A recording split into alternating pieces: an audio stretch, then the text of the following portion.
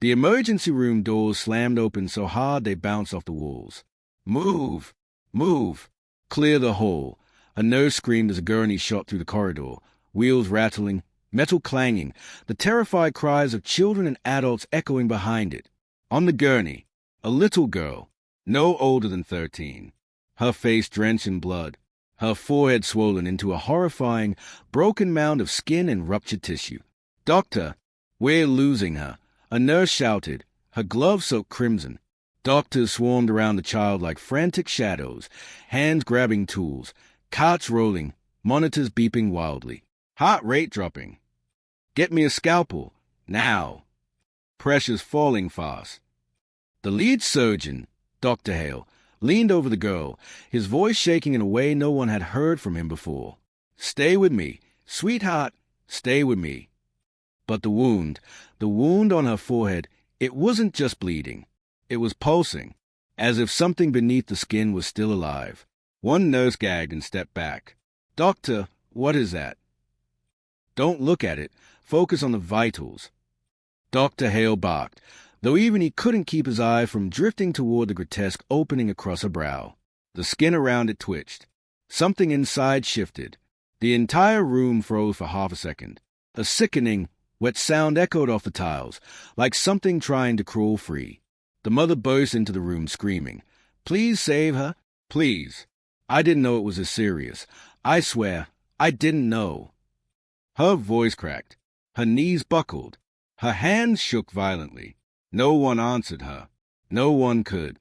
Because at that exact moment, Dr. Hale's face turned pale, almost ghost-like, as he peered deeper into the ruptured cyst. And what he found inside left even the most experienced doctors trembling in fear. What doctors found inside left everyone frozen in fear.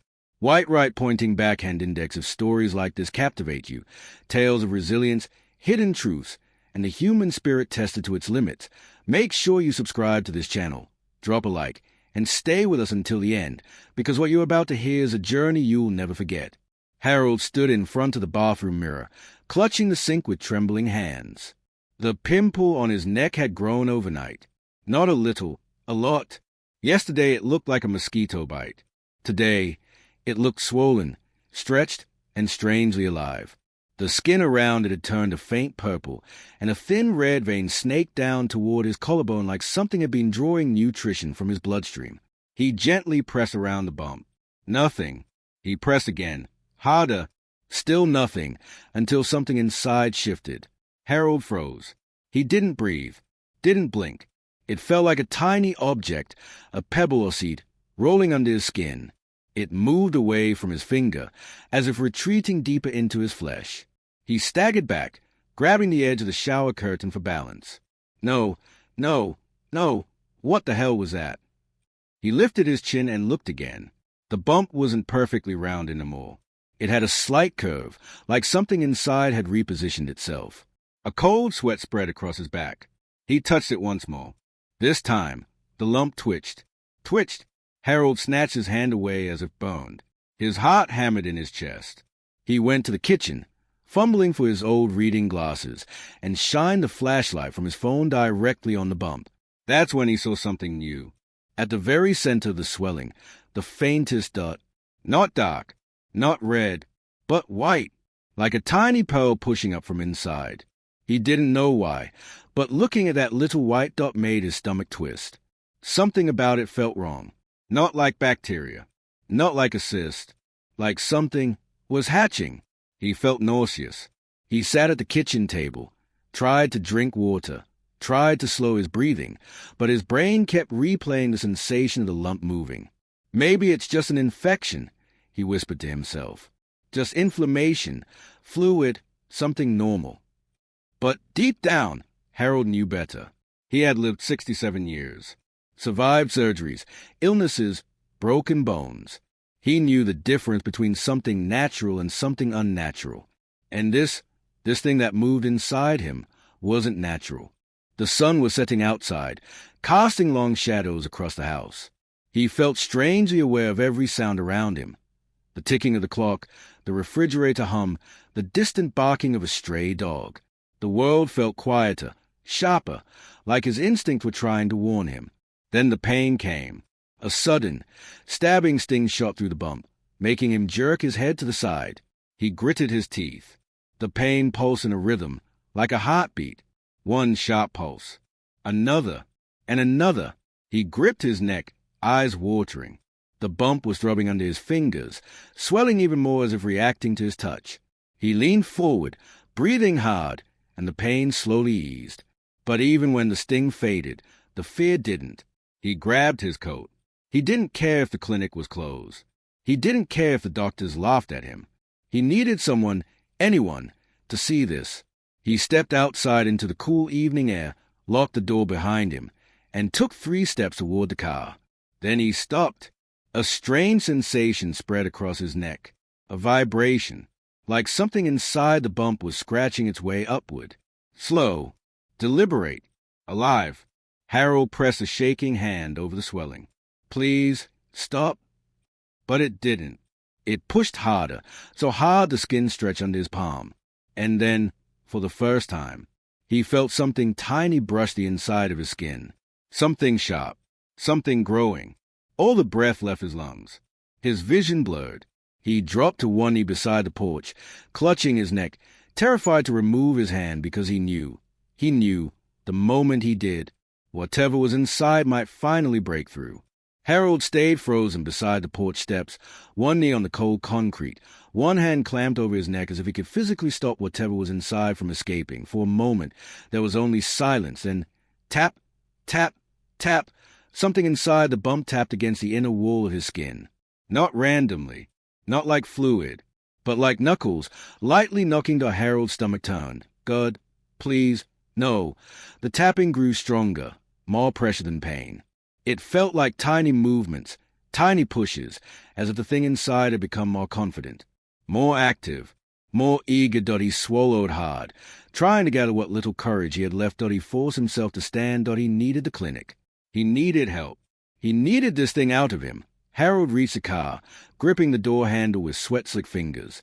But as he pulled the door open, a sudden electric jolt of pain shot through his neck. He screamed, not loud, but raw, his voice cracking as he stumbled backward. The bump bulged outward. The white dot at the center had grown, pushing up like something underneath was pointing a needle against the surface of his skin. Harold rushed back inside the house, slammed the door, and ran straight to the bathroom mirror. His chest heaved with panic. He tilted his chin up. What he saw made his whole body go cold. The bump wasn't small anymore. The IT had swollen into a misshapen lump. The skin stretched thin and glossy. The purple veins had darkened, branching out like roots. That white point had grown into a tiny protrusion, sharp, defined, pushing outward like a tooth. He leaned closer. The protrusion twitched, and then it tore the skin open. Just a tiny tear. Just a thin line of blood. But Harold staggered back, choking on terror. No, not that. Please. He pressed a cotton towel against it, applying pressure, pacing the bathroom in sheer panic. He couldn't think, couldn't breathe, couldn't understand what was happening to him. Every few seconds a creature thing inside pulsed, pushing against the fabric. Trying to break free, Harold dropped the towel and grabbed his phone with trembling hands. He dialed his doctor's office. Voicemail. He tried the after-hours emergency line. Busy. He tried calling his neighbor. No answer. The feeling of isolation wrapped around him like a noose. His legs nearly gave out. He rushed to the kitchen drawer, pulled out a flashlight, and shined it directly on the torn bump. The tear had widened, so small, just a slit. But from beneath he could see something pale, not skin, not pus, something smooth, something that reflected light. He gulped. That's not possible. He forced himself to get closer, even though every instinct screamed at him to run. He brought his shaking fingers near the slit, barely touching the skin around it. The thing inside moved again, this time pressing so hard against the tear that it opened wider, revealing a glimpse of its surface, white, smooth, curved, like the shell of an egg. But eggs don't push back. Harold stumbled away, gripping the counter tightly to avoid collapsing. Tears stung his eyes, not from pain, but pure dread. This isn't happening. This can't be happening.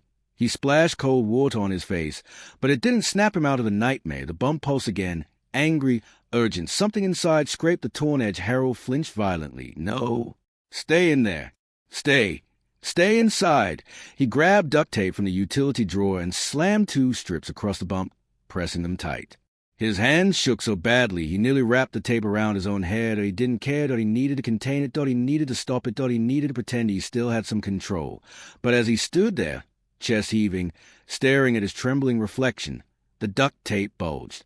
Like something underneath was breathing. Harold's jaw dropped slowly, painfully slowly. The lump rose beneath the tape, pushing it outward like it was paper that it wouldn't hold. Nothing would hold. Harold backed up until he hit the wall behind him, and then he whispered, "I'm not going to survive this, am I?" As if answering him, the thing inside pressed again. Not randomly, not violently, purposefully, as though it had heard him. For a moment, Harold just stood there in the sterile glow of the bathroom lights, duct tape trembling on his neck, the strange thing beneath it pulsing like a heartbeat that didn't belong to him. Then a softer memory pulled him backward, away from the horror, away from the pain, back to the life he once had, the smell of cinnamon pancakes, the sound of soft laughter, the morning sunlight spilling across a worn wooden dining table. Harold's daughter, Lucy, barely 10 years old, sat with her legs swinging off the chair, smiling up at him with those same curious eyes she always had. She used to lay her head on his shoulder, tug lightly at his sleeve, and say, "Daddy, why do you work so much? You'll miss everything." Back then, Harold had always answered with a tired, gentle smile, "Sweetheart, I'm doing it for us. Just a little longer." He worked long shifts, double shifts, sometimes triple. The warehouse job wasn't glamorous, but it kept the lights on. It kept food on the table. It kept Lucy in school. Even on the nights when Harold came home exhausted, he still tucked her in, brushing her hair back as she whispered her dreams. But dreams don't last forever. When she and her mother moved away 2 years ago, too far for weekend visits, too far for quick calls, Harold drowned himself even more in work. He didn't have time to worry about his own health.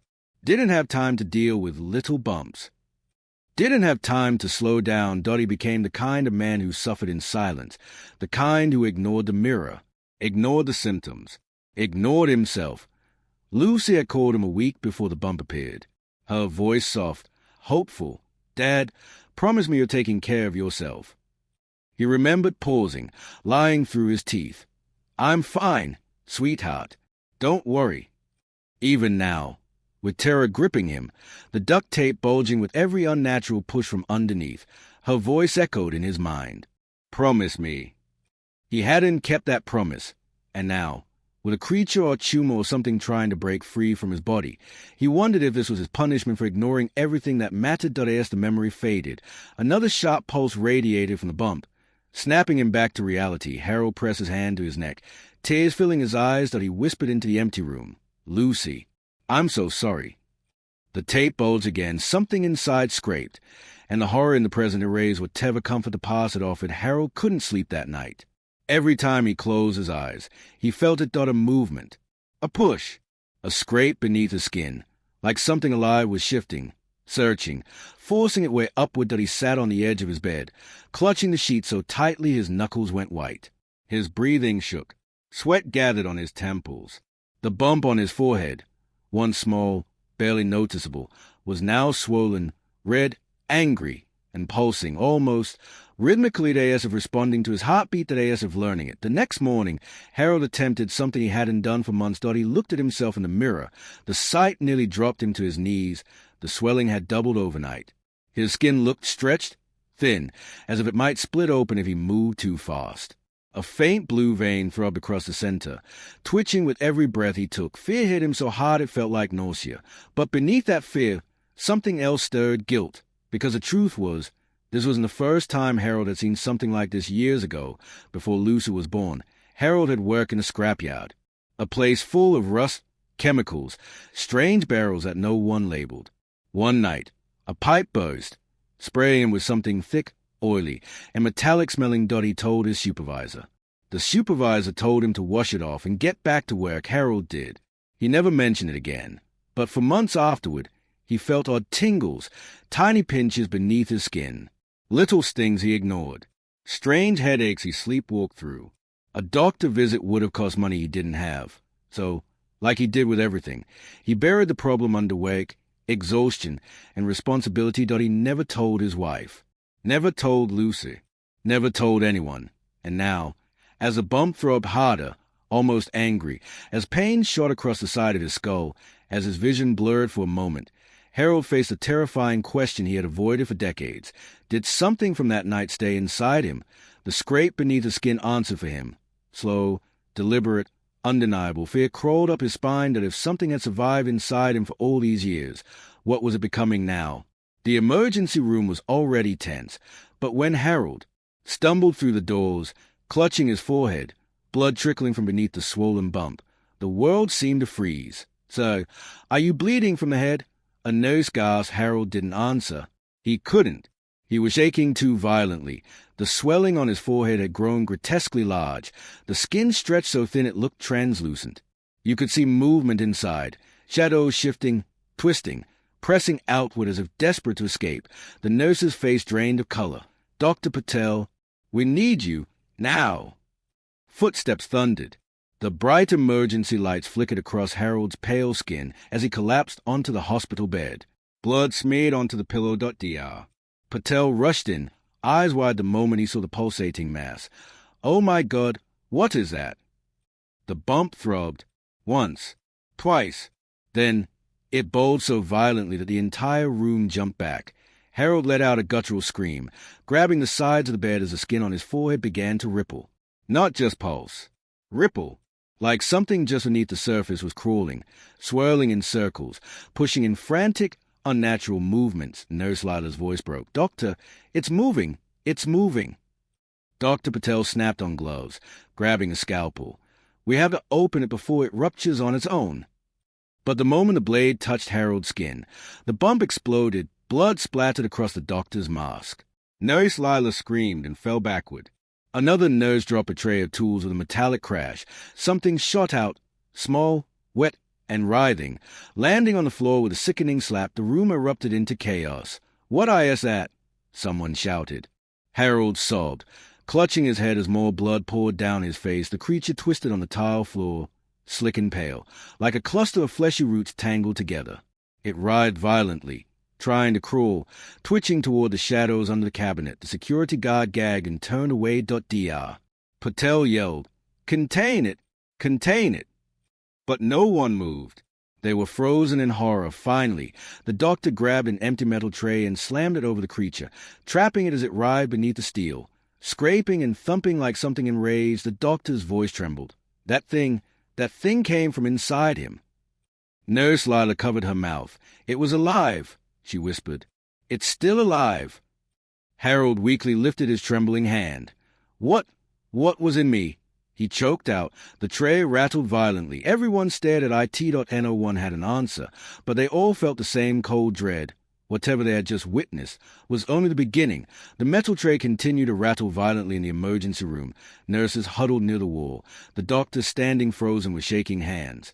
And Harold, weak, bleeding, closed his eyes, not because he wanted to, but because the memories forced themselves open. Years ago, a night he had buried so deeply he prayed it would never return. He was 27 then.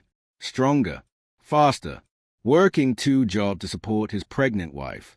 The scrapyard shift was supposed to be temporary, but temporary became years. Harold remembered the storm that night. Rain slamming against metal stacks. Lightning cutting the sky open. He was inside the warehouse when he heard it. A pop, sharp, sudden.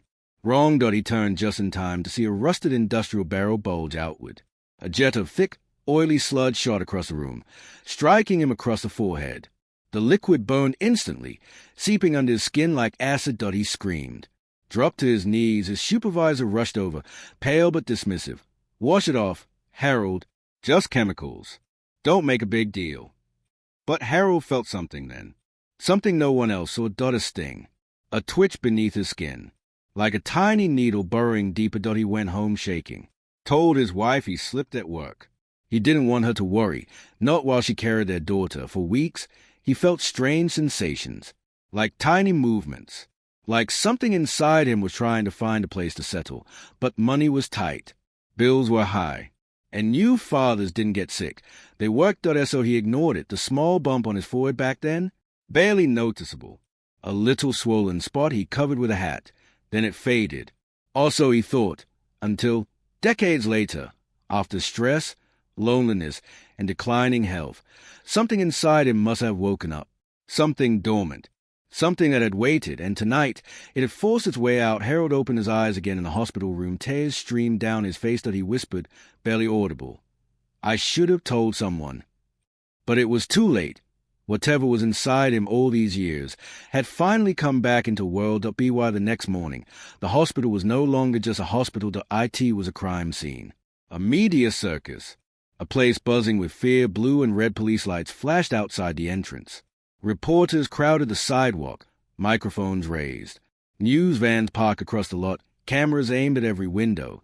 The headlines spread faster than anyone expected. Unknown organism explode from man's forehead. Hospital on lockdown. Detective Ramirez pushed through the lobby, his badge shining under the fluorescent lights. He didn't bother hiding his disgust as he spoke to Dr. Patel. "Let me get this straight. Something alive came out of this man's skull." Dr. Patel swallowed hard. "Yes, we have it contained." "Contained where?" Ramirez snapped. They both turned to look at the metal tray in the isolation room.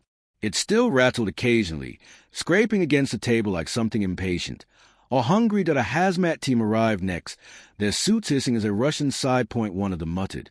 "If this is contamination from an industrial site, there are liability issues, environmental violations, federal concerns." Another cut him off. "If it's not contamination, then we have a biological threat." The word threat hung in the air like a cold shadow outside. Reporters were losing their minds. Is it a parasite? Is the hospital hiding infections? Was this man exposed to illegal chemicals? Is the creature still alive? Even worse, images had leaked out a blurred photograph of Harold on the stretcher. A picture of the exploded wound. And worst of all, a shadowy image of the creature under the metal tray. The internet erupted. Conspiracy theories. Government cover-ups. Talk of mutated insects or parasites. Inside his hospital room, Harold lay trembling, listening to the chaos beyond the door. His heart raced with shame, fear, and something worse. Guilt. Was he responsible for all of this? A nurse tried to reassure him, but her voice cracked. "This isn't your fault, Mr. Howard. We just don't understand what it is yet." But Harold did. Deep down, he knew this wasn't an accident. This was something that had been quietly growing for years, and now that it was out, nobody could put it back. Harold wasn't supposed to make it through the night. That's what the nurses whispered when they thought he couldn't hear. That's what the monitor suggested as his vitals dipped lower and lower. And that's what Dr. Patel feared as he hovered over Harold's bed, watching his patient fade like a candle in a storm. But somehow, Harold held on. His breathing slowed, steadied, strengthened up by dawn. The pale, frightened man who had arrived, covered in blood, now lay quietly under warm sheets, his pulse finally stabilizing. The color slowly returned to his cheeks. Nurse Lila rushed to Dr. Patel. "Doctor, his vitals are improving." Patel blinked, stunned. "That's impossible. He lost too much blood. He was in shock. He should be. He's awake." Lila whispered that Harold's eyelids fluttered open. Not in pain, not in terror, but in disbelief that he rasped, Am I still alive?" Dr. Patel stepped closer, voice softening with awe. "You survived something no human should have survived. Harold, whatever came out of you, it didn't take your life with it." Harold closed his eyes in relief, but tears slipped out anyway. "Lucy," he whispered. "I thought I'd never see her again." The doctor placed a gentle hand on his shoulder. "You just might. You're stronger than you know." An hour later, his daughter was contacted. Her voice cracked over the phone. She arrived as fast as she could, stepping into his room with trembling hands. When Harold saw her, the girl he'd missed for years, his breath caught in his chest. "Dad, you scared me," she sobbed, embracing him carefully that he hugged her with the strength he had left, whispering, "I'm not going anywhere. Not yet." For the first time since the nightmare began, hope pierced through the fear. But outside the room, hazmat officers argued, reporters screamed, investigators grew impatient, and the metal tray in the isolation room rattled louder. A reminder Harold survived the creature, but the creature had survived too, and the world wasn't ready for what would happen next. Harold wasn't supposed to make it through the night. That's what the nurses whispered when they thought he couldn't hear. That's what the monitors suggested as his vitals dipped lower and lower. And that's what Dr. Patel feared as he hovered over Harold's bed, watching his patient fade like a candle in a storm. But somehow, Harold held on, his breathing slowed, steadied, strengthened up wide dawn. The pale, frightened man who had arrived, covered in blood, now lay quietly under warm sheets, his pulse finally stabilizing. The color slowly returned to his cheeks. Nurse Lila rushed to Dr. Patel. "Doctor, his vitals are improving." Patel blinked, stunned. "That's impossible. He lost too much blood. He was in shock. He should be. He's awake." Lila whispered to Harold's eyelids fluttered open. Not in pain, not in terror, but in disbelief. He rasped, Am I still alive?" Dr. Patel stepped closer, voice softening with awe. "You survived something no human should have survived. Harold, whatever came out of you, it didn't take your life with it." Harold closed his eyes in relief, but tears slipped out anyway. "Lucy," he whispered. "I thought I'd never see her again." The doctor placed a gentle hand on his shoulder. "You just might. You're stronger than you know." An hour later, his daughter was contacted. Her voice cracked over the phone. She arrived as fast as she could, stepping into his room with trembling hands. When Harold saw her, the girl he'd missed for years, his breath caught in his chest. "Dad, you scared me," she sobbed, embracing him carefully. He hugged her with the strength he had left, whispering, "I'm not going anywhere. Not yet." For the first time since the nightmare began, hope pierced through the fear. But outside the room, hazmat officers argued, reporters screamed, investigators grew impatient, and the metal tray in the isolation room rattled louder. A reminder, Harold survived the creature, but the creature had survived too, and the world wasn't ready for what would happen next. The sun had barely risen, yet the hospital felt heavier than ever, as if the walls themselves were holding their breath. Harold sat up slowly in his bed, his daughter's hand wrapped around his. For the first time in years, they spoke, soft, honest, trembling words that carried the weight of a lifetime. She whispered, "Why didn't you tell anyone you were hurting?" Harold looked at the patch of gauze on his forehead, the evidence of everything he'd ignored, everything he'd hidden. "I didn't want to be a burden," he said. His voice cracked. "I thought, if I stayed quiet, the problems would stay small." His daughter wiped a tear. "But problems don't stay small, Dad. They grow when you don't face them." And she was right. Outside the room, officials murmured about containment procedures. Investigators argued about shutdown orders. Nurses debated whether the hospital would be quarantined. But Harold didn't hear any of them. All he heard was his daughter's voice. And all he felt was the truth settling over him like a heavy blanket. Ignoring pain doesn't erase it. Hiding fear doesn't protect anyone. Silence can be more dangerous than the thing you're afraid of. He squeezed a hand and whispered, "I won't hide again. Not from you. Not from myself." Tears streamed down her cheeks as she hugged him. "Good," she whispered, "because I'm not losing you." The hallway buzzed with rising chaos, but Harold's room remained still, peaceful, a pocket of fragile hope inside a storm. Before the screen fades, the narrator's voice leaves one final message. Never ignore what your body is trying to tell you. Sometimes the smallest warning is the loudest truth. And as Harold closed his eyes, finally resting, a distant metal clang echoed from the isolation room. The tray had moved again. The nightmare wasn't over.